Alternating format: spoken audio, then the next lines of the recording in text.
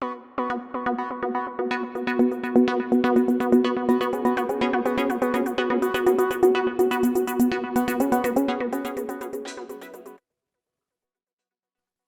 good afternoon, good evening, everyone, uh, to the live session organized by Head Start Community Indore. आप सभी को आप सभी का आज के इस इवेंट में स्वागत है, जो कि हम हेड स्टार्ट कम्युनिटी करवाती आ रही है, जिसका नाम है startup Saturday. So startup Saturday live session organized by Head Start. Startup Saturday is one of the most pioneer event organized by Head Start community across all the chapters of the country. So to start this session, I just want to give a brief introduction about Head Start and what we do and why we do, and also to get the context of what exactly is this event all about, and I'll then introduce the speaker of today's session, and then we'll directly and quickly hand over the podium to our esteemed guest of today. So myself, Mudit Thakkar, I am the city lead of Head Start chapter Indore, along with a bunch of very good volunteers we have in our team. Head Start is a non-profit community. It is India's largest and the oldest startup community, early stage startup community, and we are here to support and to help startup, and we organize multiple mentorship sessions. We organize funding related events. Also, we organize startup Saturdays like a event which is generally the input given by the participants, and we organize this value added session across different chapters of India. And one such event of today that we have organized is on the topic the journey of a startup to an IPO. So it is something which is fascinating. It is something which people used to dream about, and we have one wonderful personality available with us who have lived this journey from last 13 years of his career of his startup, and we have seen him growing leaps and bounces, and now have IPO of himself, and who is based out of the city in Indore. So let me directly also introduce the speaker of today's session, and also like I have also formulated some of the points specifically for Head Start. So Head Start is so if you want to get more about or know more about Head Start, you can always visit our website, which is headstart.in. Head Start is present in 23 plus chapters of cities across India. It is also in 3 plus countries, which is in Germany, Finland, and India. Also, we had been able to support 15,000 plus startups till now. Also, we have a bunch of 250 plus volunteers who is working for Head Start as a whole, with along with their professional as well as startup journey. We have been able to create more than 400,000 jobs in the country right from the inception of Head Start. Also, we had been able to create and manage more than 1,000 events till now, specifically if we talk about the startup front. Also, we are actively collaborating with governments like Niti Aayog and all the incubation centers, which is Atal incubation centers across India, and we are curating and helping these early stage startups into their journey, also helping them out. So if somebody is new to Head Start, it is something which is very much important. So be in connect with Head Start and you will get so many things. So without further delay, I want to introduce my the guest of today's event, and he is Mr. Manish Dapkara. Manish ji, welcome to the event of Head Start Indore. Manish ji is the CEO and Managing Director of Enking International. It is it's a EKI Energy Services Limited, and he is international carbon credit leader. Had been associated with multiple governments in India and outside India as well. and he is into the business of carbon credit. I am sure that many of you will not know what exactly carbon credit is, and that's why we are here with a session that Manish ji will let us know what exactly carbon credit is and what is the journey of his startup, and right now being IPO in the market, and to let all the participants who is joined through Zoom as well as through Facebook. I must have to tell you that the IPO of EK Energy Solutions is performing tremendously well. It started with 140 rupees, and right now it is crossing 650 rupees. So it is itself is showing a tremendous growth and journey of the company. So welcome Manish ji on behalf of Head Start community, and we want to keenly listen you and your journey of being a startup. So over to you, Manish ji. Thank you, Modi ji, for the introduction.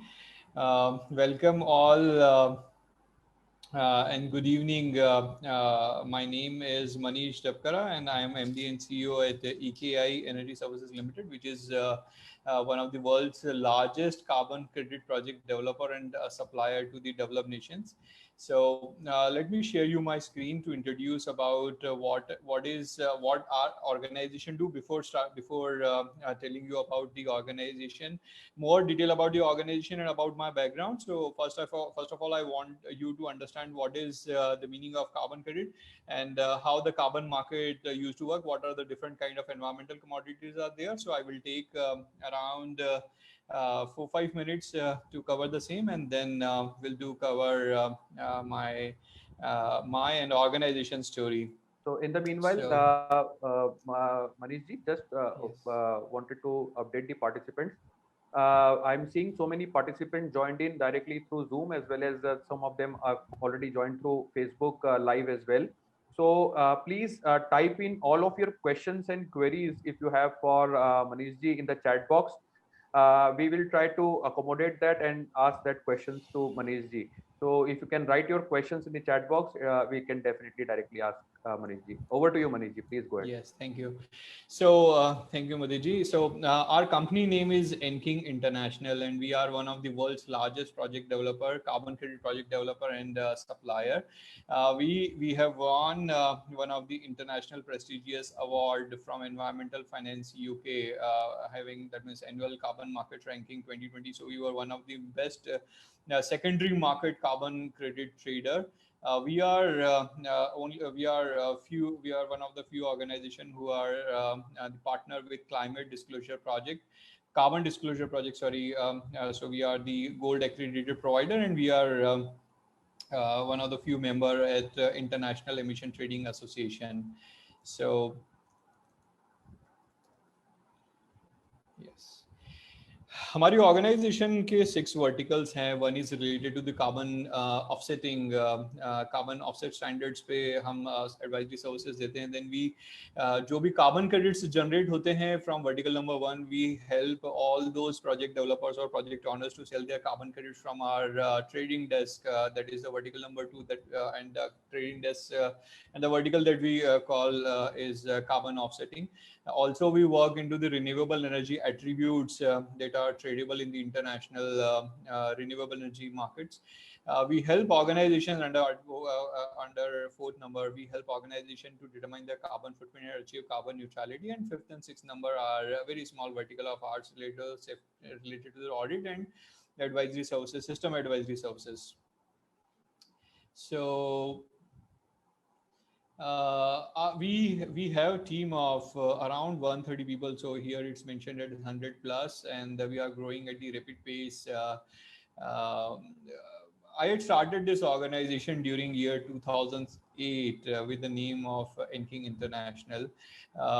We have achieved so many milestones during last 12-13 years, and on 7th April 2021 we have launched our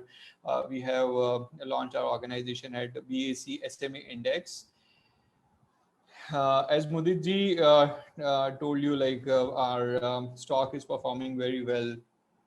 Just to share you my screen related to the same. Yes. So if you can see here at the BSE website, our company name is EK Energy Services Limited. These are our script name and identifications.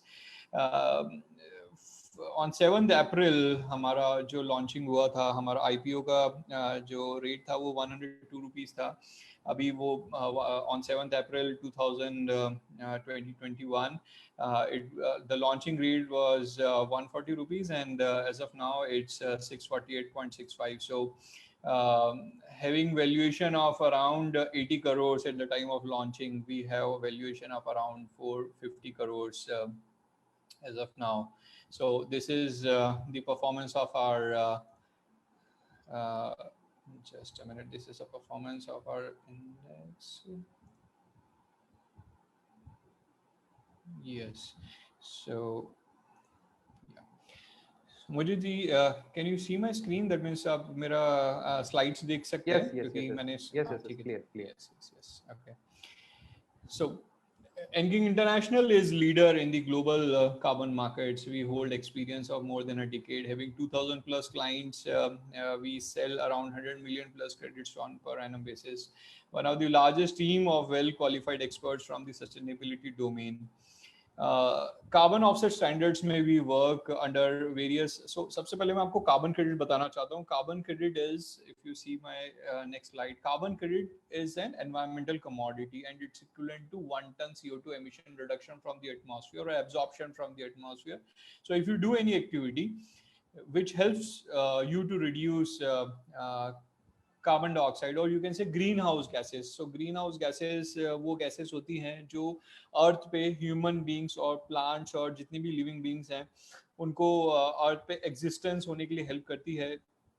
क्योंकि जब जो सन radiations हमारे morning time में आती है, day time में आती है, वो सन रेडिएशंस अर्थ पे शाम को नहीं रहती है. तो ये सारी ग्रीन हाउस गैसेस क्या करती हैं कि जैसे आपने तवा देखा होगा, तवा के ऊपर में हम नीचे से गैस चालू करें तो तवा पहले खुद गर्म होता है और फिर वो हीट रेडिएट करना चालू करता है. उसी टाइप से जब सन रेडिएशंस अर्थ पे आती हैं तो अर्थ पहले खुद गर्म होती है और हीट रेडिएट करना चालू कर देती है. लेकिन जब हम नॉब बंद कर देते हैं गैस का तो हमारा जो तवा होता है वो बंद, मतलब वो ठंडा हो चुका होता है. उसी टाइप से हमारी अर्थ भी ठंडी हो चुकी होती है. और यदि ये अर्थ, मतलब जब सनलाइट नहीं होती तो नाइट टाइम में जब हमारे पास में सन रेडिएशंस अवेलेबल नहीं है तो अर्थ का temperature will go into the -degree. और कोई भी ह्यूमन बीइंग और लिविंग बीइंग जो है उसको उसका एग्जिस्टेंस बहुत डिफिकल्ट होगा. तो 6 ग्रीन हाउस या 7 ग्रीन हाउस गैसेस हैं जो अर्थ पे वो टेम्परेचर को मेंटेन करने के लिए हेल्प करती है, तभी उनका नाम ग्रीन हाउस गैसेस है. लेकिन इंडस्ट्रियलाइजेशन होने के चलते वो ग्रीन हाउस गैसेस का कॉन्सेंट्रेशन इतना बढ़ गया है कि वो हमारे लिए जो एडवांटेज था to remain on the earth, to live on the earth और to grow on the earth, अब वो ही हमारे लिए प्रॉब्लम क्रिएट हो चुकी है. क्योंकि वो ग्रीन हाउस गैसेस का जो कॉन्सेंट्रेशन है वो हमारे एटमॉस्फेयर में इतना ज्यादा हो चुका है कि वो हीट ज्यादा रिटेन होने लगी. और इसीलिए इस फिनोमेना को हम बोलते हैं ग्रीन हाउस गैस इफेक्ट. और उसका जो अब साइड इफेक्ट क्रिएट हो गया है वो that is called as the global warming. And ये ग्लोबल वार्मिंग को कम करने के लिए हमें ज्यादा ऐसी टेक्नोलॉजीज अडॉप्ट करनी होंगी जो कम से कम एमिशंस या ना के बराबर एमिशंस करते हुए हमें आउटपुट दे. जैसे हमारी इलेक्ट्रिसिटी जनरेशन है, so instead of installing your thermal based power plant which is consuming coal, we should offer the solar power projects और विंड पावर प्रोजेक्ट्स और हाइड्रो प्रोजेक्ट्स, जियोथर्मल प्रोजेक्ट्स काफ़ी सारी हैं. Then we should go for energy efficiency. जो हम जितनी भी energy use कर रहे हैं, जो हमें पेट्रोल से मिल रही, डीजल से मिल रही, कोल से मिल रही है, या इलेक्ट्रिसिटी जो हमारे ऑफिसेस में या बिल्डिंग्स में आती है, हम उसे एफिशिएंट तरीके से यूज करें. तो ये सारे के सारे मेजर्स हैं by which you can reduce the emissions और you can avoid the emissions or you can absorb the emissions. Here it's mentioned by the absorption also. That means carbon sequestration technologies या हमारा natural carbon sequestration के जो phenomena है, that means हमारे जो सी है या हमारा लैंड में मतलब सॉइल कार्बन है, जो हमारी एग्रीकल्चरल प्रैक्टिसेस में हम उसे यूज कर सकते हैं, या हमारे फॉरेस्ट हैं, या हमारा सस्टेनेबल एग्रीकल्चरल प्रैक्टिसेस हैं, ये सारी की सारी चीज़ें उसमें हेल्प करती है. तो if you do any activity which help you to reduce 1 ton CO2 emission reduction or 1000 kg CO2 emission reduction from the atmosphere, then your project is eligible to earn carbon credits or carbon offsets. And these are the various different kind of carbon credits जो available है international carbon markets में. और हम सारे almost सारे programs में हम work करते हैं. So these are all the programs. If you see my screen, these are all the programs. One is Clean Development Mechanism, Verified Carbon Standard, Gold Standard, Program of Global Carbon Council, and these are all the various different kind of projects that can be registered. So one is renewable energy projects. So मैंने आपको बताया wind, solar, hydro, waste management. तो हमारा जैसे Indore municipal corporation की हम बात करें, so Indore municipal corporation is one of the world's first municipal corporation to earn carbon credit revenue, starting from getting registration or verification or getting verification and then selling the credits, getting the revenue. ये हमारा India का या नहीं world का first municipal corporation है और जिसको हमने हेल्प किया था to register their 100 megawatt solar power project जो जलूद वाटर स्टेशन पे लगने वाला है. और एक वेस्ट मैनेजमेंट जो मतलब अपने इंदौर में जितना भी म्युनिसिपल सॉलिड वेस्ट निकलता है जो कि ऑर्गेनिक है, जो सड़ सकता है, वो हम उसे कंपोस्ट फॉर्मेशन या बायोगैस फॉर्मेशन के थ्रू हम उसे, तो मतलब हम सिर्फ कार्बन डाइऑक्साइड नहीं और भी जो दूसरी ग्रीन हाउस गैसेस है जैसे मीथेन है, N2O है, SF6 है, HFC है, PFC है, ऐसे करके 6-7 गैसेस हैं जिसको हम रिड्यूस करते हैं तो हमें कार्बन क्रेडिट्स मिलते हैं. तो हमारा वेस्ट मैनेजमेंट में हम मीथेन को रिड्यूस करते हैं, so again we are eligible to earn carbon credit revenues. Electric vehicles, transportation, energy efficiency से रिलेटेड है, कम्युनिटी बेस्ड प्रोजेक्ट्स है, forestry and sustainable agricultural projects हैं. तो ये सारे के सारे प्रोजेक्ट्स जो हैं ये एलिजिबल होते हैं. और सिंपल प्रोसेस तो हमारे लिए अभी सिंपल है क्योंकि हम इतने सालों से करते आ रहे हैं, लेकिन ये प्रोसेस जो है फर्स्ट ये हमारा प्रोजेक्ट आइडेंटिफिकेशन होता है, देन प्रोजेक्ट रजिस्ट्रेशन की प्रोसेस होती है, प्रोजेक्ट वेरिफिकेशन एनुअल कराने होते हैं, देन बायर ढूंढ के हमें उससे कॉन्ट्रैक्ट साइन करके और सेल करने होते हैं carbon credits.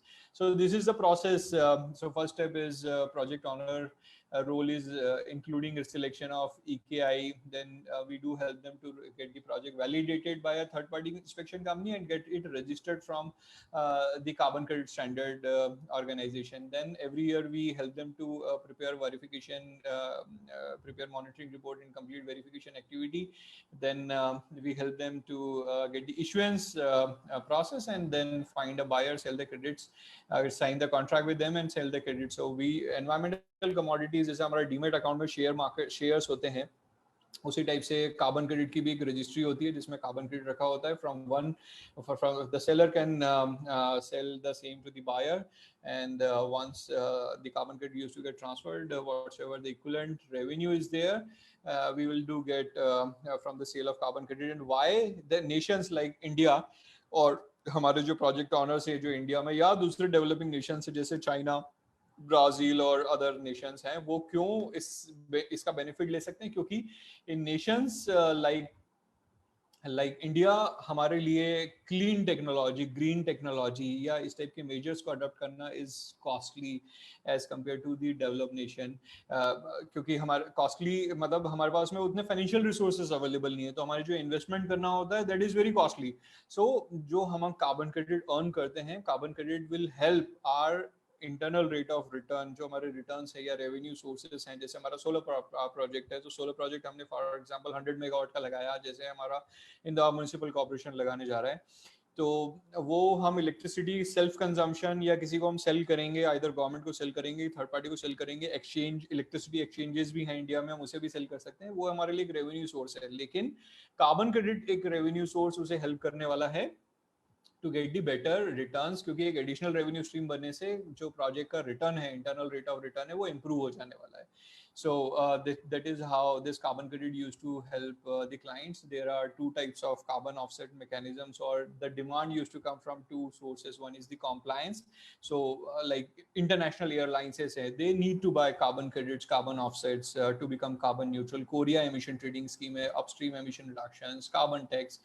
Article 6 of the Paris Agreement is about to come by the end of this year, जिसमें कि हर नेशन, इंडिया में अभी तक आपने बहुत ज़्यादा सुना नहीं होगा कार्बन टैक्स और कार्बन एमिशन ट्रेडिंग स्कीम के बारे में, लेकिन आप देखिएगा नेक्स्ट 2 years में that is going to be a big topic. in India. In developed nations like Germany or European Union or other nations like Japan, वहाँ पे काफी काफी पिछले 15 से 20 सालों से ये काम हो रहा है to reduce carbon offset mechanism, because under Kyoto protocol जो एक इंटरनेशनल ट्रीटी है उसमें ये डिफाइन किया गया था from year 2005 to 2020 all developed nations had been considered to reduce their emissions, because जो ग्लोबल वार्मिंग हो रही है वो उन्हीं की वजह से है। ये 2020 तक माना जाता था under Kyoto protocol, but now from 1 January 2021 Paris agreement had been introduced under all nations including India, they do have obligation to reduce emissions. तभी आपने देखा होगा ESG compliances, renewable energy, Adani Ambani सभी लोग बात कर रहे हैं electric vehicles, renewables, energy efficiency, forestation, deforestation, इन सारी चीज़ों की बातें हो रही है। इंडिया में भी अब पिछले आप 4-5 महीने में देखें तो बहुत बहुत ज़्यादा कवरेज होना उसका स्टार्ट हुआ है, और सारे corporates including government, Indian government ने भी अभी डिक्लेयर किया है कि बाय ईयर 2050 इंडियन गवर्नमेंट और India as a nation we will do become carbon neutral और net zero। so हम net zero का मतलब होता है हम जितना इंडिया से एमिशन हम एटमॉस्फेयर में एमिट करेंगे बाय 2050 उतना ही एमिशन हम एब्जॉर्ब भी करेंगे। उसके लिए हम कार्बन सिक्वेस्ट्रेशन टेक्नोलॉजी लगाएं, कार्बन अवॉइडेंस करें, कार्बन क्रेडिट्स को यूज करें, फॉरेस्टेशन जो नेचुरल हमारी रिसोर्सेज अवेलेबल है हम उसको इन्हांस करें, ये सारी चीज़ें हम करने वाले हैं। और वॉलंटरी कार्बन ऑफसेटिंग, अब कुछ भी इतने भी चीज़ें करने के बाद में ना जो मतलब जो भी सेक्टर्स हैं जिन्हें टारगेट नहीं है वो वॉलंटरी कार्बन ऑफसेट्स को परचेज करते हैं, जो oil and gas industry, aviation, marine. तो कहीं जहाँ पे कॉम्प्लायंस है, जैसे यूरोपियन यूनियन में कॉम्प्लायंस है, कोरिया में कॉम्प्लायंस है, साउथ कोरिया में, लेकिन जहाँ पे कॉम्प्लायंस नहीं है वहाँ पे वॉलंटरी कार्बन ऑफसेटिंग होती है। We also work into the renewable energy attributes. We also help organization to determine their carbon footprint and help them to achieve carbon neutrality. तो कार्बन फुटप्रिंट का मतलब होता है कि आपकी बिजनेस एक्टिविटीज की वजह से आप कितना एमिशन कर रहे हैं, consider it as your social responsibility, social accountability to reduce it and offset it, make it zero. So that is from this vertical we help our carbon footprinting and neutrality से related है। और ये हमारे दूसरे verticals हैं। We have got various awards at national and international level. We are part of the various associations at national and international level where we help to drive policies and create awareness about global issue which is very big as compared to the corona also. That is global warming. We do various corporate social responsibility projects. This is our team. These are the national clients. So in India, we do have around market share of around 90%. जो भी India के carbon credits international markets में जाते हैं, तो we 90% of the projects we help them to be to get their registration, verification, and then sell the same in the international carbon market. These are the national clients. And these are the international clients. So for the World Bank, we are helping them to create carbon credits from most of their portfolio there at Kenya and Bangladesh. We are helping them. International Monetary Fund को भी supply carbon offsets, UNOPS, Kengen, Siemens, Pacific Light, and various other international clients are there. And we do have only one office here in Indore, while we do have a team who used to operate from a co-working space or from home, but our head office is at Indore only. And yes, so our company name is EK Energy Services Limited. It's based at Indore. So that is a basic introduction about our organization. तो अभी मैंने आपको clear किया कि carbon credits क्या होते हैं, carbon offsets क्या होते हैं, ये सारी चीज़ों के बारे में आपको अभी काफ़ी अच्छी क्लैरिटी रही होगी।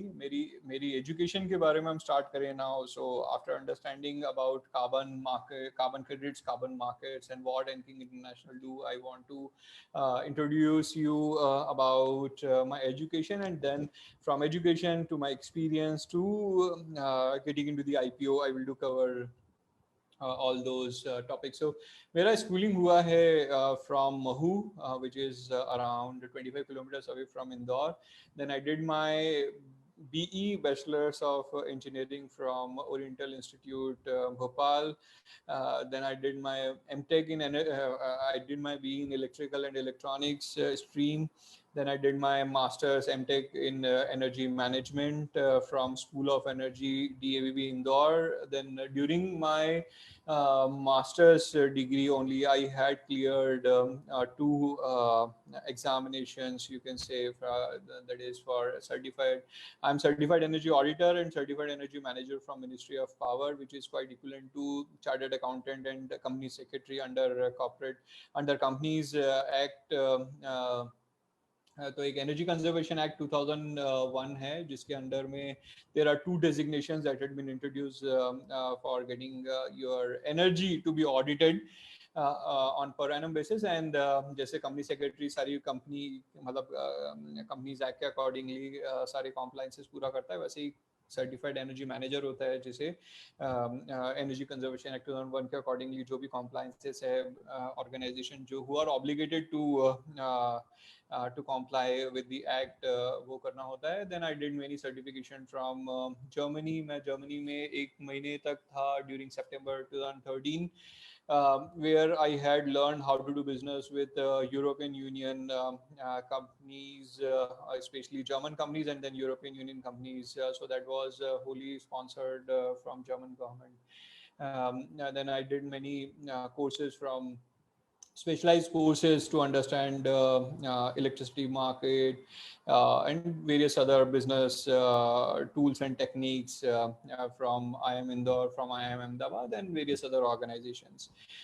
उसके बाद जैसे ही मेरा स्कूलिंग और बी एमटेक सारी चीज़ ख़त्म हुई अराउंड 2007-8 में, then I started doing job with the two organizations. One is SGS, which is one of the world's largest third-party inspection company. There I had learned how to do audits for the carbon credit projects only. And then after I had joined a company who was working very closely with GIZ and had helped many ancillaries of Maruti and Honda based at North India to become more efficient, to save money from energy efficiency and from various other measures that they can do within the organization. हमारी जो carbon credit industry है, as you know, had been started from year 2005 and I had started this organization during 2008 और 2008 में आपको पता होगा कि recession peak पे था और रिसेशन पीक पे होने के बावजूद हमारे जो बहुत सारी ऑर्गेनाइजेशंस थी जो 2002-3-4 से ही मार्केट में आ चुकी थी, 4-5 इयर्स से वो एस्टेब्लिश्ड ऑर्गेनाइजेशन थी, तो हमें उतना ज़्यादा मौके नहीं मिलते थे बड़े क्लाइंट्स को टैप करने के लिए, क्योंकि बड़े क्लाइंट्स पहले ही किसी न किसी के साथ में काम कर रहे थे. तो एक तो रिसेशन था, ऊपर से छोटी organisation. First time I was first time entrepreneur and was from middle class family. That means my father was as of now he's retired, but was doing that time he was doing job with state government, Madhya Pradesh state government into the irrigation department. तो बहुत ज़्यादा exposure experience ना होने के चलते धीरे exposure और experiences आते रहे.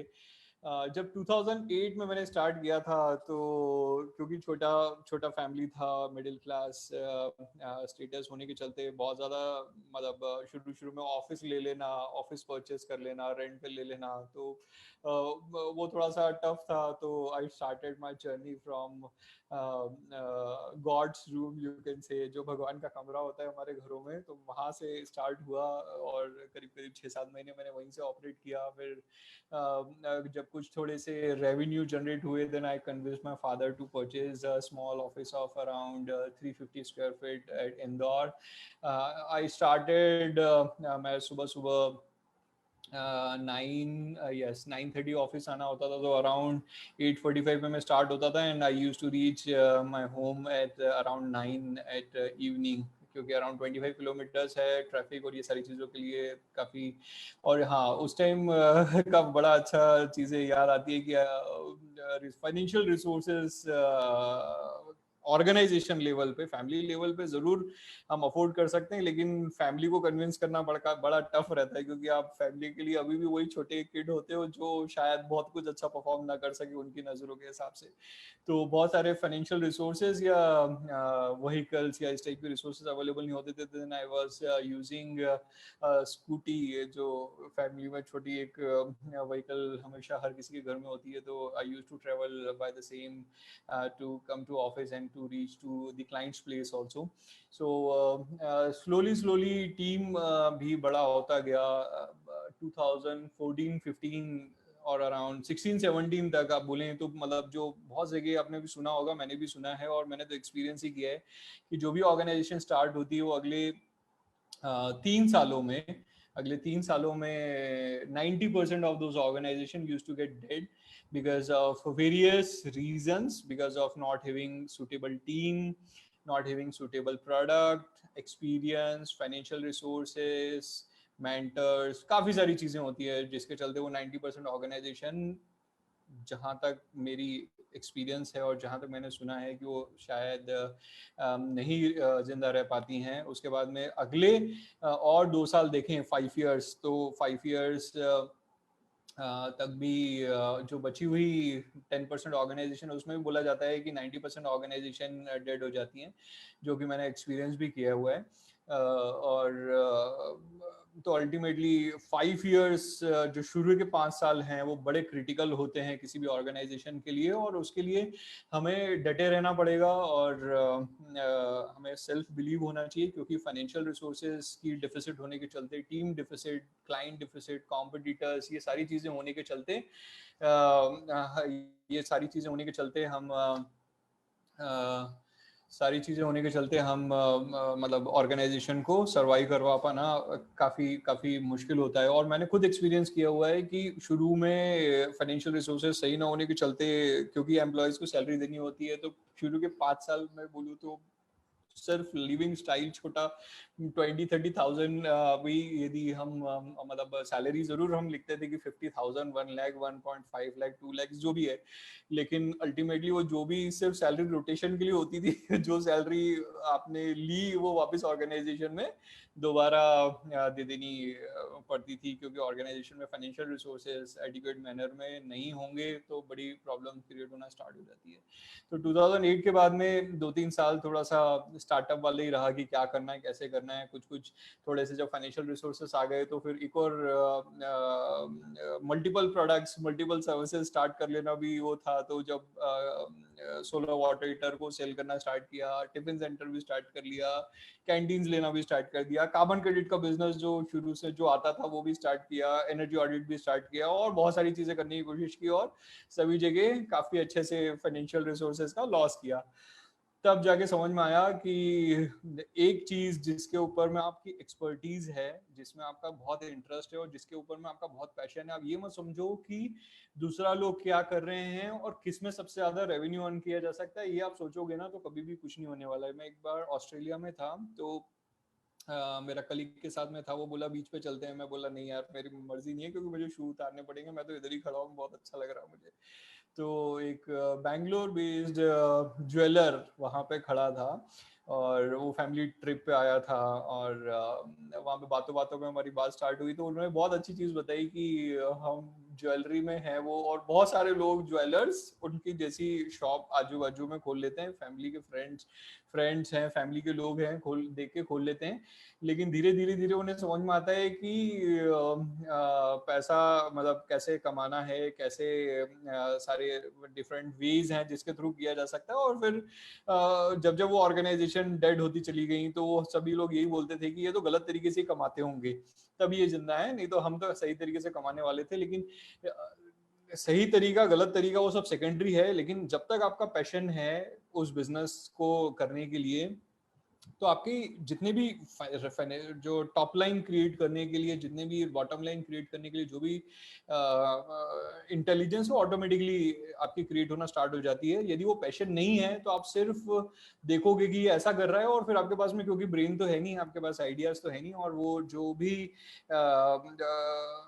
फाइनेंशियल रिसोर्सेज या टॉप लाइन बॉटम लाइन को सिक्योर करने के लिए टॉप लाइन बॉटम लाइन को सिक्योर करने के लिए जो भी आप आइडियाज ला सकते हैं वो फिर आपके पास में नहीं आते हैं। तो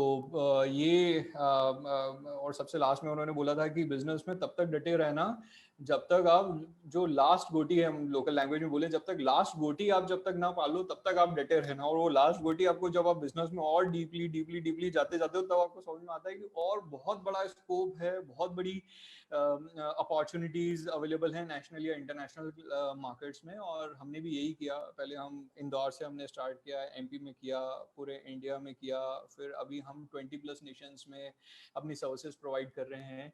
and we are growing at still we do have, अब हम सिर्फ इंडिया की बात करें, इंडिया में भी अभी हमें ऐसा लगता है कि हमने 10-20% ही मार्केट टैप किया है। इंटरनेशनल लेवल पे हम 20 कंट्रीज में हैं। तो अभी भी 200 कंट्रीज अराउंड अवेलेबल हैं जहाँ पे हम ग्रो कर सकते हैं। तो growth opportunity are immensely available for all verticals, भले वो सर्विस हो, भले वो मैन्युफैक्चरिंग हो, कुछ भी हो। लेकिन सबसे ज्यादा इंपॉर्टेंट है पैशन और इंटरेस्ट आपका किसमें है। आप बहुत बार लोग पूछते हैं कुछ बता दो यार क्या बिजनेस कर लें, तो वो काम नहीं बनने वाला। आपको सबसे ज्यादा पैशन किसमें है, किसमें आपका इंटरेस्ट है, वही चीज आपको ऊपर उठाने वाली है। नहीं तो बहुत टफ है सरवाइव होना। तो 3 में 2011 को कंपनी इनकॉर्पोरेट हुई। Earlier to that it was proprietorship firm. हमारा जैसे 2008 में स्टार्ट किया था, 2011 में पहले तो वो इंटरनेशनल मार्केट का रिसेशन था, फिर उसके बाद में हमारी इंडस्ट्री में रिसेशन आ गया कि US was not very much agree to come into the Kyoto Protocol and reduce its emissions. Similarly, Australia, Japan, Russia, New Zealand, they had withdrawn from the carbon markets. तो सिर्फ European union रहा। और India में almost जितनी भी organisations थी जो कि इस टाइप की एडवाइजरी सर्विसेज दे रही थी, during year 2011 and 12, almost all had started reducing their team and had stopped their business. But हमें विश्वास था कि ये जो मार्केट है स्लोली स्लोली फिर से रिवाइव करेगा। एंड वी हैड मतलब हम अपनी सर्वाइवल मोड, यदि हम देखें 2012-13 से लगा के 2020 तक सर्वाइवल मोड में थे। After 2020, market had changed. Paris Agreement had came. All the nations had signed the Paris Agreement, and now they are trying to reduce their emissions. During COVID, जो phase 2 आया है अभी अप्रैल मई में, ये जो प्रॉब्लम फिर से आई, तब बहुत सारे organisations across the globe after this Paris agreement के आने के बाद में भी उन्होंने सोचा कि more than corona organisational sustainability, because बहुत सारी कंपनी बंद हुई, सप्लाई चेन में प्रॉब्लम आई, लोग फिर जितनी बड़ी ऑर्गेनाइजेशन से उन्होंने रिस्क आइडेंटिफाई की कि इस टाइप का होगा तो क्या होगा। फिर और नेचुरल क्लैमिटीज आपने देखा ही है कि बढ़ना चालू हो गई है। तो क्लाइमेट चेंज जो, या क्लाइमेट कार्बन अपना ग्लोबल वार्मिंग जो कॉन्सेप्ट अप टू बिफोर 2020 जो इतना सीरियस नहीं था, अच्छा यूएस के आने, जॉय बाइडेन के आने के बाद में और ज्यादा मार्केट को स्ट्रेंथ मिली ग्लोबल वार्मिंग को रिड्यूस करने के लिए। सब बहुत सारे नेशंस आगे आए हैं। और क्योंकि पेरिस एग्रीमेंट साइन किया तो we are now all are obligated to reduce the emissions. So the challenges की हम बात करें तो चैलेंजेस टीम रिटेंशन का काफ़ी हमें प्रॉब्लम आया शुरू में। और एक और बहुत अच्छा मैंने एक्सपीरियंस गेन किया कि आप एम्प्लॉयज़ को सोचो या आपके एसोसिएट्स, हम हमारी ऑर्गेनाइजेशन में उन्हें एसोसिएट्स बोलते हैं, आप यदि एम्प्लॉयज़ और एसोसिएट्स की बात करें तो उनका बहुत ज़्यादा मतलब इतना ब्रॉड विजन रख पाना बड़ा मुश्किल होता है। और यदि आप ये सोचो कि आपकी कैश फ्लोज बिगड़ी हुई हैं और कैश फ्लो सुधरेगी तब मैं सैलरी पे करूंगा, तो आप अच्छे से अच्छा रिसोर्स, खराब रिसोर्सेज आपके पास में हमेशा टिके रहेंगे फेविकॉल के बॉन्ड की तरह, लेकिन जो अच्छे से अच्छे रिसोर्सेज हैं वो सब चले जाने वाले हैं। तो इसका मतलब ये है कि आपके पास में फाइनेंशियल, आप भली मतलब लोकल लैंग्वेज में हम बात करें कि घर बेचो, जमीन बेचो, कुछ बेचो, लेकिन सैलरी जो है वो लास्ट डे पे रिलीज नहीं की तो आपकी टीम रिटेंशन कभी भी नहीं रहने वाली है। दूसरा आता है एनवायरनमेंट। आप एनवायरनमेंट कैसा प्रोवाइड कर रहे हैं उन्हें, फ्रेंडली एनवायरनमेंट है, हिटलर डिक्टेटर एनवायरनमेंट है, या लाला कंपनी जैसा हम बोलते हैं वाला एनवायरनमेंट आप क्रिएट करना चाहते हो, या ग्लोबल ज़्यादा प्रोडक्टिव एनवायरनमेंट क्रिएट करना चाहते हो, ये आप आपको मतलब डिसाइड करना चाहिए। तो जो चैलेंजेस टीम रिटेंशन से रिलेटेड हमारे पास में जो आते थे, we have learned and we have removed all those challenges. Financial resources से related challenges आते थे, so हमने हमारी cash flows, bank loans, debt, equity, सारी चीज़ों पे हमने काम की, and we are now able to manage our financial resources very successfully. और किसी भी business के लिए अब देखिए हर बिजनेस के पास में रिसोर्सेस अवेलेबल होते हैं। टीम एक रिसोर्स है, फाइनेंशियल मतलब फंड्स एक रिसोर्स है, और भी बहुत सारी मशीन्स या जो भी हैं आपके पास, लैपटॉप्स, ये सब रिसोर्सेज हैं। तो एक सक्सेसफुल बिजनेस में और एक केओटिक बिजनेस में एक ही डिफरेंस है कि जो बिजनेस ऑनर है या जो बिजनेस लीडर है, बिजनेस लीडर को बोलना ज्यादा इंपॉर्टेंट है, जो बिजनेस लीडर है वो उस रिसोर्सेज को कैसा यूज करता है। यदि बहुत बार होता है कि शुरू के 1 साल में 2 साल में 50 लाख रुपए, 20 लाख, 30 लाख, 50 लाख का अर्निंग कर ली, तो सारा पैसा या तो मतलब बहुत सारे लोग ऐसा करते हैं, कुछ लोग नहीं भी करते हैं, एप्पल फोन खरीद लेंगे, एक अच्छी कार खरीद लेंगे, अच्छे ब्रांडेड जो वियरेबल्स हैं वो सारी की सारी चीज़ें परचेजिंग चालू हो जाएगी, और फिर वापस आप कैश फ्लो बिगड़े हुए की कंडीशन में पहुंच जाते हैं, और फिर जो है वो रिसोर्सेज या तो आपको बेचना पड़ेगा और या फिर आपको बिजनेस बंद करना पड़ेगा, और उसके साथ में आप एंजॉय करो जो भी रिसोर्सेज आपने गलत तरीके से यूज करके अपनी पर्सनल लाइफ स्टैंडर्ड को इम्प्रूव करने के लिए उसे यूज किया हुआ है। तो बहुत सारे अलग चैलेंजेस और भी आते हैं ऑर्गेनाइजेशंस में, जब आप आगे बढ़ें, टीम से रिलेटेड है, ऑफिस पॉलिटिक्स से रिलेटेड है, काफ़ी सारे चैलेंजेस होते हैं। तो वो चैलेंजेस को सक्सेसफुली आप क्लोज करते चलें, बिजनेस के रिसोर्सेज अच्छे से यूज करते चलें, एंड क्योटिक बिजनेस को सक्सेसफुल बिजनेस में कन्वर्ट करते चलें। So at the last I want to conclude my learnings at that जिसमें आपका पैशन है आप वही बिजनेस करिए। Don't run behind money for at least first 5 years। और जो लोग मतलब भले आप बिजनेस कर रहे हो, भले आप जॉब कर रहे हो, शुरू के 5 साल सिर्फ एक्सपीरियंस पे फोकस होना चाहिए, and consider money as a residual of your success that you are going to get।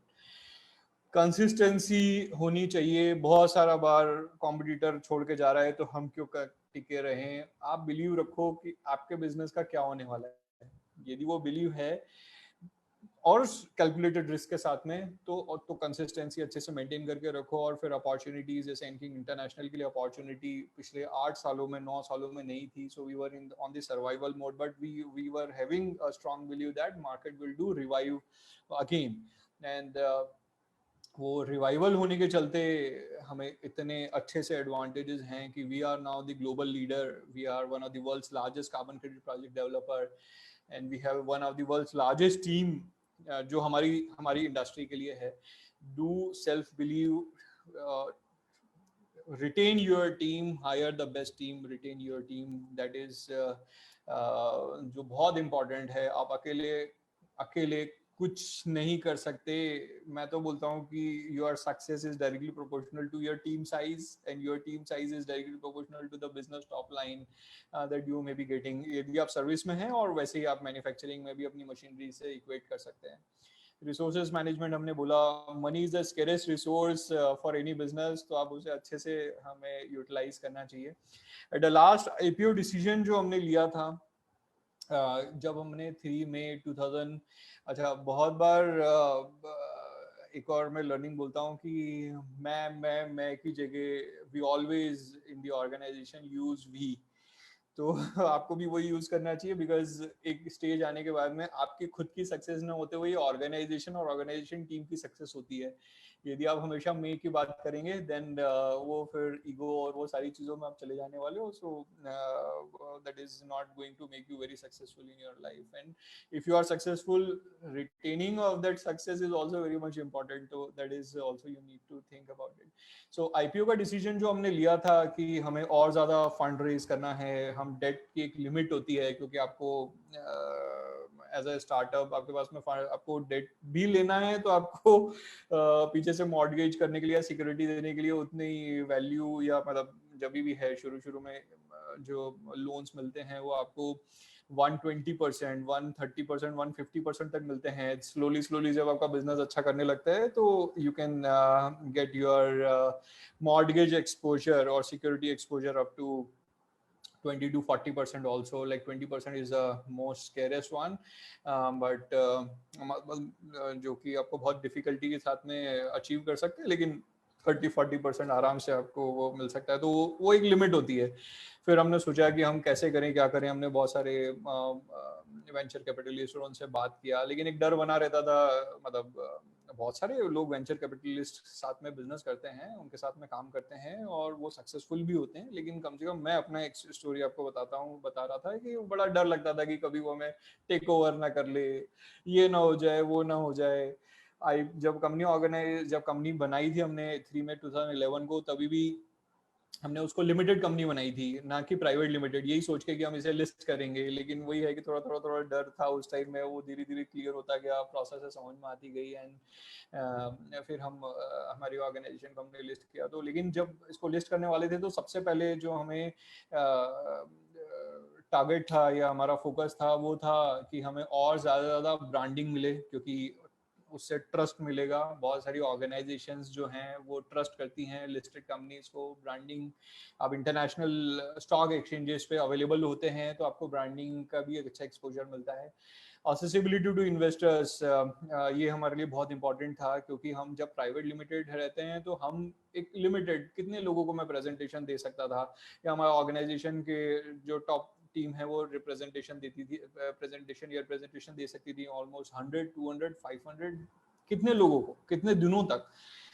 लेकिन लिस्ट हो जाने के बाद में इन्वेस्टर्स आपको ट्रैक करते हैं, आपको उन्हें ट्रैक नहीं करना है। तो अभी हमें इतने सारे कॉल्स आते हैं from Malaysia, from US, from Europe कि how are you performing, what is your business, क्या कर सकते हैं, कैसे कर सकते हैं। तो this are the 3 things that जो हमने सोची थी और वो हमें बड़े सक्सेसफुली अचीव हुई। हमारा जो आईपीओ का में पर शेयर की वैल्यू हमने डिसाइड की थी, that was around 102 rupees. At the listing it was 140 rupees, and as of now it's around 650 rupees, having market value of 450 crores. At that time जब हमें एक ऑफर आया था यूरोप से, एक बहुत बड़ी ऑयल एंड गैस कंपनी से, to get acquired, they were giving the multiplication factor of 9 of last year profit that we have earned, जो कि अराउंड हमारा 6 करोड़ था। 6 करोड़ इंटू 9 कितना होता है, 6 into 9 is around 50 crores. But we thought that we should not sell our organization at that point of time. मतलब अभी भी कितना टाइम हुआ है, 6-7 months ही पुरानी बात मैं आपको बोल रहा हूँ। And after that we have thought कि हम इसमें करेंगे तो हमें एक अच्छा वैल्यूएशन भी मिल सकता है, और जो कि सारी चीज़ें बहुत अच्छे से हुई, और बिजनेस ने भी अच्छे से परफॉर्म किया लास्ट ईयर। मतलब हम ईयर टू ईयर बेसिस पे हम देखें तो हमने मल्टीफोल्ड्स में हमारा टॉप लाइन अचीव किया है और बॉटम लाइन अचीव किया है, ना कि परसेंटेजेस में। मतलब multiplied by some time we have achieved the targets and the top line and the bottom line.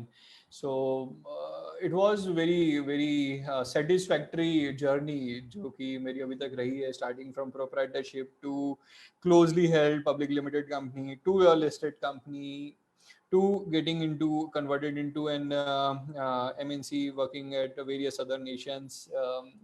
Started from a small city जो कि हम tier 2 city भी बोलते हैं, इंदौर। और हमें कभी भी ज़रूरत महसूस नहीं हुई आज तक कि हमें बॉम्बे में ऑफिस होना चाहिए, दिल्ली में ऑफिस होना चाहिए।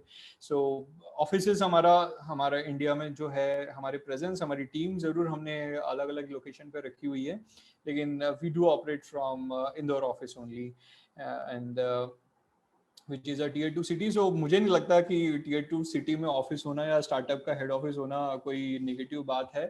And but yeah the advantages are always there related to the team resources, client accessibility, advantages, disadvantages हमेशा होते हैं, but by the time you must think and you must also discuss with your team, your mentors, how to solve the problems that you are facing, और यदि आपके पास में उनसे अच्छा बेहतर solution है after their advisory, then take those decisions.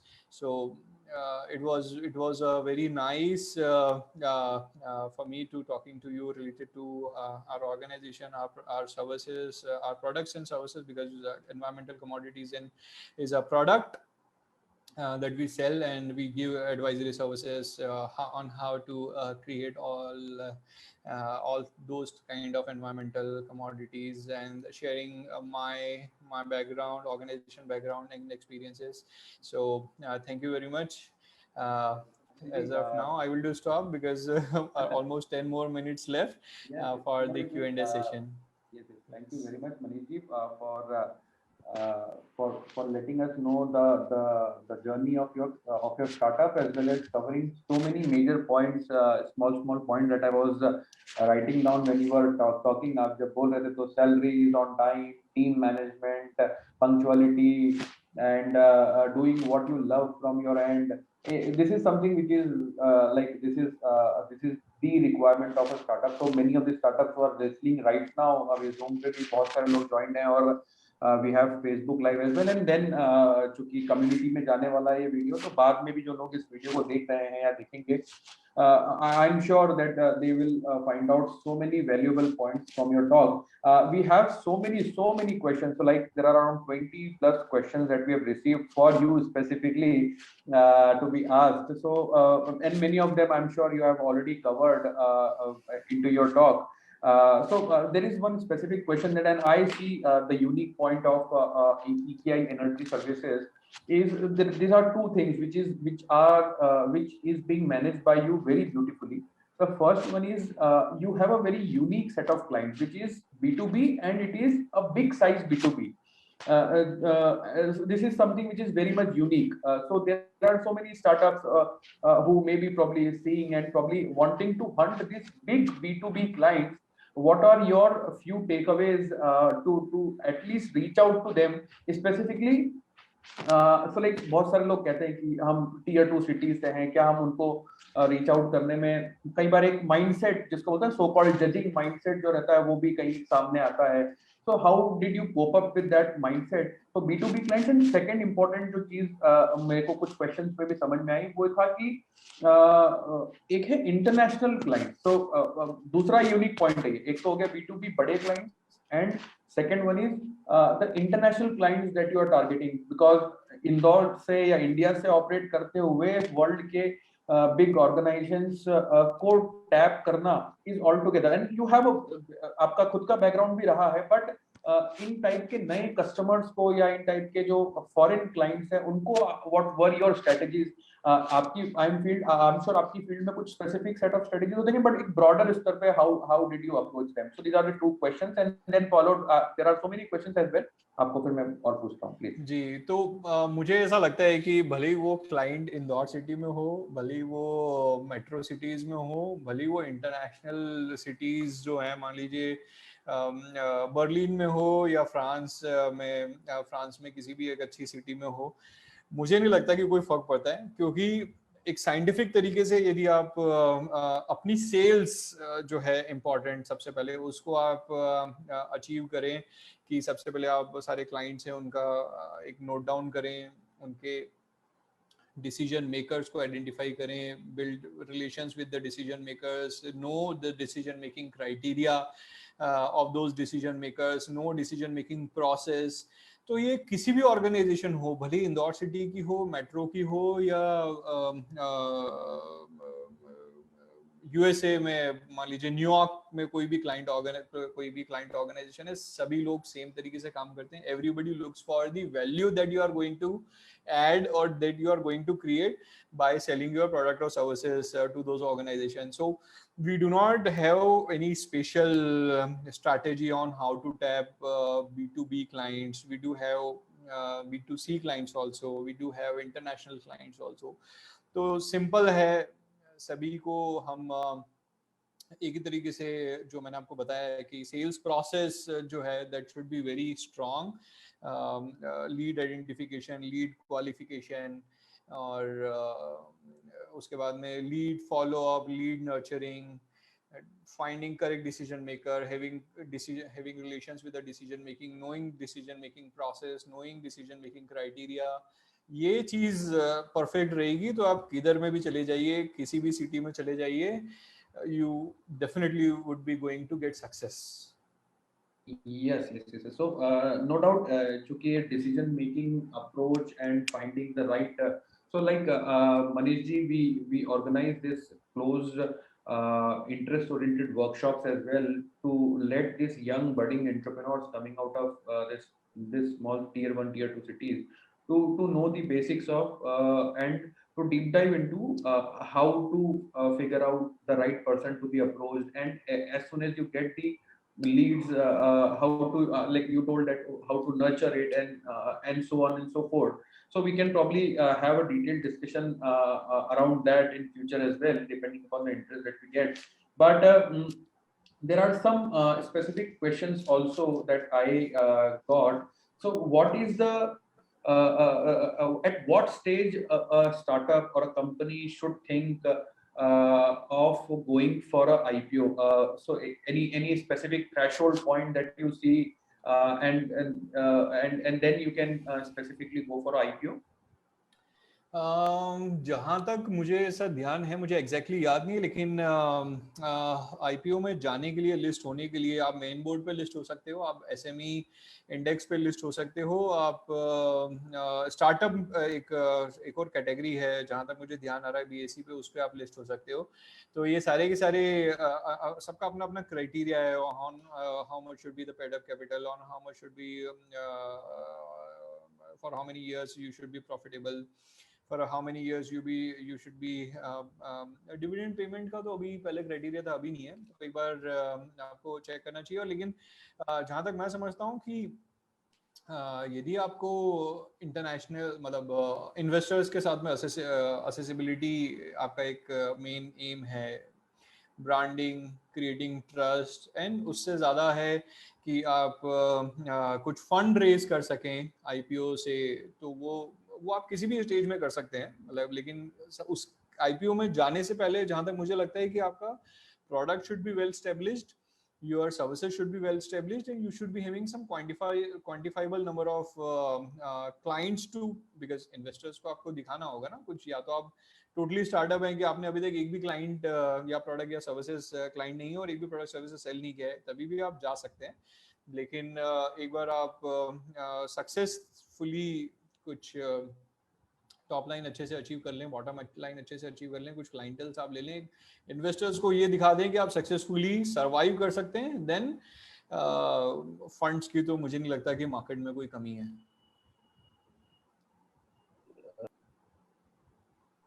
Yes, मेरा शायद म्यूट पे था। I would request Sachin to also paste the question directly to Manish ji over Zoom, so that he can always see in the chat box. There is one specific question from Jitin, that when is EK expected to be moved to BSE main board from BSE SME? This is some specific question related to EK. Yes, so सारी eligibility criterias जो हैं वो हमने जो भी मतलब main board पे आने के लिए करीब करीब क्वालिफाई कर लिए हैं during this financial year. So we need to talk to the investors and to the advisors on by what time we should go to the main board. और जहाँ तक मुझे समझ में आता है कि मेन बोर्ड और एसएमई पे सिर्फ इतना फर्क पड़ता है कि आप एसएमई में आपका एक लॉट सेल होता है और मेन बोर्ड में आपका सिंगल शेयर भी सेल हो सकता है। मेन बोर्ड पे बहुत सारे इन्वेस्टर्स रेडीली अवेलेबल होते हैं, एसएमई में कुछ लोगों का रेजिस्टेंस होता है कि हम यहाँ पे नहीं जाएंगे। तो the advantage that we can get from shifting to main board, definitely we are exploring the same and we may shift it on at a suitable time. Yes, and that's why there is one more question that I've seen, why it is compulsory to trade a lot of 1200 shares, and that's the reason for that. ये उन्हीं का criteria है, BSE SME index का criteria है, हमारी choice नहीं है। तो वो lot size, question given by one of the participant, lot size उन्हीं का डिसीजन होता है, उस लॉट साइज का स्प्लिटिंग भी वो करते हैं। कुछ टाइम बाद अच्छे से ट्रेडिंग जब स्टार्ट हो जाता है तो 1200 से 600 पे भी आने का उनका रहता है। Probably by September we may get that chance, और वो उसके पहले कुछ होगा। लेकिन जी, तो अभी तो ये सिचुएशन है कि 1200 के लॉट में ही हो रहा है। और yes. Yes, yes. So there is one question. Next year financial outlook and spot on future revenues and business expansion plan, specifically in reference with EKI Energy. Future expansion plan हमारा, जहाँ तक हम बात करें तो हमने टॉप लाइन बॉटम लाइन का तो मल्टीफोल्ड टारगेट इंटरनली लिया है, और हम उसे अचीव करने के लिए हमारी जो टीम है और जो एक्सपर्टीज हैं भी, everything is there on board. Market भी सपोर्ट कर रहा है सारी चीज़ों में। तो definitely I can't quote the numbers as per the regulations from SEBI, I believe. But yes, every organization, including us, who are all listed, they are very much interested for getting multifold growth, and EKI Energy Services Limited also very much interested to achieve all those big market share, big top line, big bottom line. Sachin, have you shared the question to Manish ji? Some of the questions that I've already took. There are some very generic question. How business plan is important in renewable business? Knowledge about carbon credits. How do we get the knowledge about carbon credits if we want to explore job as well as working opportunity in carbon credits? काफ़ी सारे carbon credit के लिए कोई structured course तो मुझे नहीं लगता available है वर्ल्ड इंडिया में। ना कोई डिग्री अवेलेबल है, लेकिन गूगल पे काफ़ी सारा मटेरियल अवेलेबल है, बुक्स अवेलेबल हैं। आप उन्हें रीड करें और एक्सप्लोर करें। काफ़ी सारे वेबिनार्स हम करते हैं जिसमें हम थोड़े बेसिक्स से रिलेटेड हम कवर करते हैं। So you may go for those webinars also, read books. Job opportunities भी अवेलेबल हैं, तो you may explore our career section. You may explore जो कि दूसरे भी market players हैं at national international level. You may explore those options also as per your own choice. Yes, and there are final 2-3 questions as well.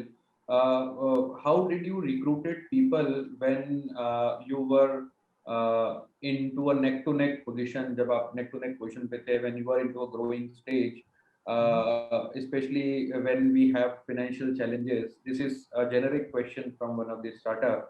So how do you recruit people and align them with the motivation, because hiring a right talent comes with a certain remunerations as well. So how do you cope up with that situation, specifically if we talk about the initial startups, which is देखिए basically शुरू में तो मतलब जो business जो मतलब leader है जिसने वो बिजनेस स्टार्ट किया है, तो उसको सारे एस्पेक्ट्स आने चाहिए, अकाउंटिंग से रिलेटेड और बहुत सारे जो एस्पेक्ट्स हैं वो आने चाहिए। धीरे धीरे मतलब होता ये है कि आप सारी चीज़ें आपको मालूम है, फिर धीरे धीरे आप टीम हायर करते हो कि यार अब मेरे पास में ज़्यादा लोड है तो तुम सेल्स देख लो, मेरे पास ज़्यादा है तो तुम ऑपरेशंस देख लो, मेरे पास ज़्यादा है तो तुम फाइनेंस अकाउंट देख लो, हायरिंग देख लो। ऐसे ऐसे टीम आपकी ग्रो होना चालू हो जाती है। फिर उस टीम के भी नीचे और ज़्यादा बिजनेस बड़ा होना चालू हो जाता है, तो और नीचे चालू हो जाती है। तो फाइनेंशियल रिसोर्सेज शुरू में हमारे लिए इतना प्रॉब्लम नहीं था, क्योंकि मेरे पास ही इंडिविजुअली वो सारी एक्सपर्टीज थी related to sales and operation on how to do business. So शुरू में हमें इतने ज़्यादा हाई कॉस्टली या टैलेंटेड रिसोर्सेज की जरूरत नहीं थी। But now since we are growing at a rapid pace, and वो जितने भी रिसोर्सेज हमें ऑर्गेनाइजेशन में लग रहे हैं, we do have financial educate financial resources to hire them to meet their expectations. But at the starting phase, since we would not be able to hire very costly resources, so जितनी भी हमारी team थी उन्हें हमने freshly higher किया, क्योंकि कहीं किसी कॉलेज से तो कोई मिल नहीं सकता है, तो हमने फ्रेशली हायर किया, उन्हें ट्रेन किया, and slowly we had converted them as good business leaders and get maximum out of this from them.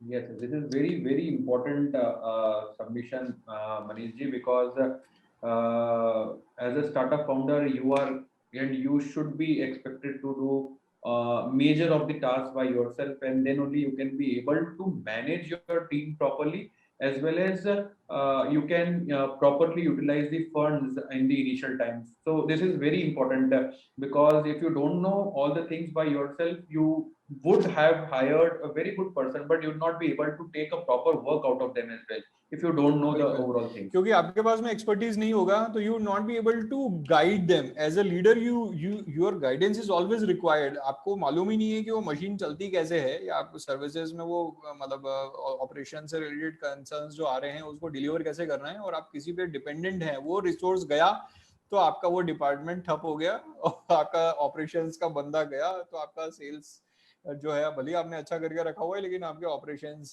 से डिलीवरी नहीं होनी तो ऑर्गेनाइजेशन चली जाने वाली है, खत्म हो जाने वाली है। तो आप हमें हर चीज का एक्सपोजर और एक्सपर्टीज है तो ही सक्सेस, मतलब वो ऐसा है ना कि आपके 4 पहिए हैं तो 4 पहिए में से एक पहिया चला गया तो आप वहां जाके बैठ गए तो अभी भी वो चल रहा है। यदि वो 2 पहिए चले गए तभी भी है। लेकिन ये बहुत बार होगा ऑर्गेनाइजेशन में कि वो 4 पहिए हैं, चारों के चारों चले गए और आप ड्राइवर सीट पे थे, और ड्राइवर सीट से आपको भी आप पहिए बनने पड़ेंगे और फिर आपको वो गाड़ी तो चलानी ही है, नहीं तो आप समझें कि वो पहिए चले गए और आपकी फिर तो आगे बढ़ने नहीं वाला है, आप सिर्फ ड्राइवर बन के बैठे रहो, चलाओगे क्या। Yes, and that comes to a basic point that if you don't find the work that you are doing interesting, आपको वो work interesting नहीं लगता है तो वो पहिए बनना भी difficult हो जाएगा. So that बहुत डिफिकल्ट बहुत डिफिकल्ट। और वो पहिया एक भी पहिया गया तो आप थोड़ी देर तक आपने देखा होगा बहुत सारे वीडियो चलते हैं कि ट्रैक्टर का एक पहिया चला जाता है तभी भी ट्रैक्टर चलता रहता है क्योंकि पीछे के 2 पहिए बड़े होते हैं, लेकिन कार में वो नहीं होने वाला है। आपकी जनरली कार है, ट्रैक्टर तो नहीं है। Yes. So there are last 2 questions, Manishji, and then we'll wrap it up the session. It was quite interesting and interacting as well. Siddhant has asked one question: as an electrical engineer, how can we enter into a carbon market? As carbon market is connected to electrical energy, so how many opportunities are there for bachelors in electrical engineer? So this is something which is a question from a student. How can carbon they? Credit, yes carbon credit तो बहुत सारे project से बनाया जा सकता है। Electricity sector से अभी बहुत ज्यादा कार्बन क्रेडिट बनते हैं, ये बिल्कुल सही बात है। लेकिन यदि आप जॉब करना चाह रहे हैं और ज्यादा समझना चाह रहे हैं तो उसके पहले जो मैंने कवर किया था कि आप गूगल पे बहुत इंफॉर्मेशन अवेलेबल है। जॉब करना चाह रहे हैं तो बहुत सारी ऑर्गेनाइजेशंस हैं जहाँ पे आप ज्वाइन करके लर्न कर सकते हैं। तो yes it's easy. Yes, and एक और क्वेश्चन था अबाउट मतलब चूंकि जेनरिक है कि सर्विस रिलेटेड स्टार्टअप्स को इन्वेस्टर मिलना थोड़ा डिफिकल्ट है रादर देन फिनटेक और सास बेस्ड स्टार्टअप्स को जनरली मिल जाते हैं। तो service based startups how should they go about doing all of this because you also are coming from the same background, तो what should be their mindset? Service based organization को loan मिलना भी थोड़ा tough होता है क्योंकि कुछ assets नहीं होती पीछे और इन्वेस्टर्स को भी ढूंढना मुश्किल होता है। तो दोनों भी चीज में डिफिकल्टी होती है। लेकिन यदि आप इन्वेस्टर्स को अपनी स्केलेबिलिटी, टॉप लाइन की ग्रोथ और बॉटम लाइन की ग्रोथ को आप अश्योर कर सको और ट्रस्ट बिल्ड कर सको तो फिर कोई भी सर्विस हो वो सक्सेस, मतलब आपको फिर फंड्स आराम से मिलेंगे। क्योंकि इन्वेस्टर्स जो हैं आप देखिए उनका माइंडसेट कि वो चाहते हैं कि वो ऐसी ऑर्गेनाइजेशन में इन्वेस्ट करेगी जो आपने सुना होगा ना 10x 20x 30x 50x ऐसा ही चीजें सोचते हैं वो, और वो ढूंढते हैं ऐसी ऑर्गेनाइजेशन। तो आप ऐसी ऑर्गेनाइजेशन पहले उनको डेमोन्स्ट्रेट करो कि आप ऐसा बन सकते हो तो आपको फंड की तो प्रॉब्लम ही नहीं रहने वाली है। लेकिन आपको डेमोन्स्ट्रेट करना बहुत जरूरी है कि आप स्केल कैसे करोगे, क्योंकि कोई भी नहीं चाहता है कि आप 10 करोड़ से 20 करोड़ कर लो और उसके बाद में कभी ग्रोथ ही नहीं आपकी। हर इन्वेस्टर की यही सोच है कि 10 का 20 कैसे होगा, 20 का 50 कैसे होगा, 50 का 100 कैसे होगा, 100 के बाद में आप बिलियंस में कैसे जाओगे। आप जो एक बड़ा बजिंग वर्ड है ना, मुझे एकदम से याद नहीं आ रहा है, जो $1 बिलियन यूनिकॉर्न में कैसे कन्वर्ट हो जाओगे। तो हर किसी इन्वेस्टर की यही सोच है। 2021 is all about unicorn. 15 new unicorns has been created in the country. So yes, startups usually dream, and if they see the news around them, so it is but obvious that they used to dream. But on the same time, being practical and on ground is something which is an important trait for everybody to scalability जो है sir, वो scalability आपको demonstrate करनी होगी। Funds बहुत थोड़ा सा toughness जरूर होगी मार्केट में कि आप उसको कन्विंस करने में टफ होगा, लेकिन स्केलेबिलिटी है, सक्सेस है और स्केलेबिलिटी है तो फंड की तो मुझे नहीं लगता कोई प्रॉब्लम है। Yes, yes. And last question from Siva that there are so many competitors also comes as they see the success of any company with a good chunk of money invested in market and a company who is slowly and steadily growing with its pace. You will see all those threats also coming up in market. So, what should be the market and probably some generic points? I know this is a case with specific things, but some generic points to cope up with that challenges. हाँ, तो competitors आज हैं, आगे भी आएंगे। वो तो मुझे लगता है कि कॉम्पिटिटर्स का होना मार्केट में बहुत इंपॉर्टेंट है, क्योंकि तभी आप भागते हो कि यस वो मुझसे आगे नहीं जाना चाहिए, मैं पीछे ना रह जाऊं, ये सारी चीजें। यूनिकनेस ऑर्गेनाइजेशन में, ऑर्गेनाइजेशन का कल्चर, आपके पास में फाइनेंशियल रिसोर्सेज की अवेलेबिलिटी हो सकता है कि बिग कंपनीज, जैसे मैं आपको बात करूं कि एप्पल है, एप्पल से भी ज़्यादा अच्छा खासा फाइनेंशियल रिसोर्सेज बहुत सारी ऑर्गेनाइजेशन अचीव कर सकती हैं, लेकिन एप्पल अपने आप में यूनिक ऑर्गेनाइजेशन है, जो उसका कल्चर, उसकी टीम, उसका प्रोडक्ट, फिर अलग अलग स्ट्रैटेजीज, मार्केट में स्ट्रैटेजीज चेंज करना, जो कॉम्पिटिटर फिर भी कॉपी कर लेगा, लेकिन उस कॉपी करने से पहले इनोवेशन आप लेके आओगे अपनी इस प्रोडक्ट या सर्विसेज में, तो ये बहुत मायने रखती है, क्योंकि कॉम्पिटिटर आते रहेंगे, प्रेजेंट कॉम्पिटिटर आपको कॉपी भी करते रहेंगे, लेकिन आप जब तक यूनिकली या अपने, या तो यूनिक हो आप, या तो इनोवेशन लेके आ रहे हो, या मार्केट से पहले आप अपने प्रोडक्ट और सर्विसेज को डेवलप करके लॉन्च कर ले रहे हो, तो आपको मार्केट में एडवांटेज मिलता रहेगा। और नहीं तो कॉम्पिटिटर तो आते रहेंगे, जाते रहेंगे, कॉपी भी करते रहेंगे, और उनकी प्रेजेंस हमेशा बनी रहेगी। तो उसको ना सोचो, आप ये सोचो मार्केट कैसे बड़ा करने वाले हो, मार्केट में इनोवेशन कैसे लाने वाले हो, अपनी प्रोडक्ट सर्विसेज या सेल्स स्ट्रैटेजीज आप कैसे इनोवेटिवली आगे बढ़ा लेने वाले हो, ये सारी चीजें ही आपको यूनिक बनाने वाली है, और वही ऑर्गेनाइजेशन सक्सेसफुल होने वाली है जो ये सारी चीजें करेगी। यदि आप सिर्फ कॉपी करोगे कि आज उसने मान लीजिए अपनी वेबसाइट अपडेट की तो हम भी वेबसाइट अपडेट कर लें, या उसने आज बॉटल में एक मतलब बॉटल का कलर आप ब्लैक बनाते थे, वो भी ब्लैक बनाता था, अब उसने ग्रीन कर लिया, आप भी ग्रीन कर लोगे, तो ये बहुत सारी चीजें इसमें चलने नहीं वाली। लेकिन कॉपी ना करते हुए आप अपना यूनिकली कुछ लेके आएंगे, तो ही आप लॉन्ग टर्म में सस्टेनेबल रहेंगे ऑर्गेनाइजेशन के लिए, और कॉम्पिटिटर भी फिर उसको कॉपी भी करेगा, लेकिन तभी भी वो कॉपी नहीं कर पाएगा, वो आपकी टीम कॉपी नहीं कर सकता, आपका ब्रेन कॉपी नहीं कर सकता, प्रोडक्ट सर्विसेज जरूर कॉपी कर लेगा, लेकिन वो सस्टेनेबली नहीं चला पाएगा। Yes, on that note, we are coming to the conclusion of today's event. It was so candid talking to you, Manish ji, because you have like solved so many questions of the startups. I am sure so many of them are also typing in right now. We are getting so many questions, but and I, on the personal chat on WhatsApp, some 2 startups have approached me that they are same into the some solar related solutions and something of that sort, and they wanted to connect with you. So this is very candid and very interactive, Manish ji. So thank you very much for coming to this event and sharing your valuable insights with all the startups from whole team of Head Start India as well as Head Start Indore. I wanted to heartily thank you for joining in this for this today's session. Also, yes. Ji thanks Modi ji.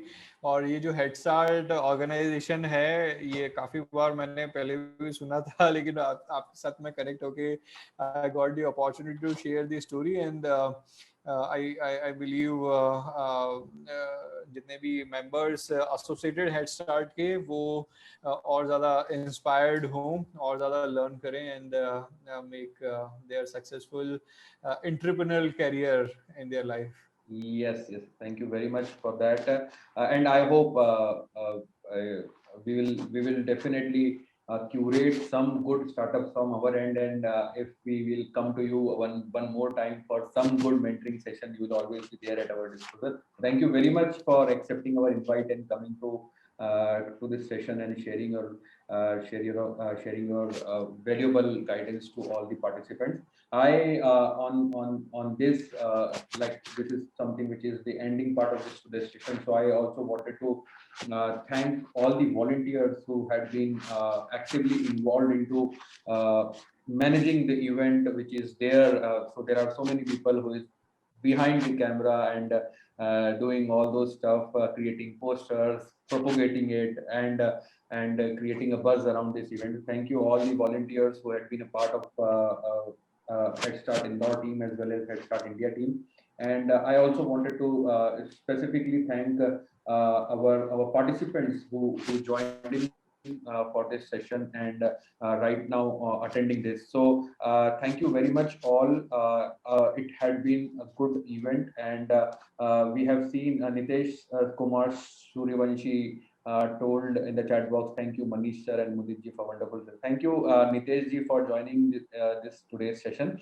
If anybody want to be a part of Head Start as a whole, do reach us on my personal number. My personal number is 9981143434. I'll add you into our WhatsApp group, as well as you can always follow our social media handles, which is by the name of Head Start Indore and Head Start Network Foundation as a whole. So you'll get all the updates there itself. And do reach out to us if you want to volunteer with us by organizing such type of activity and doing networking event.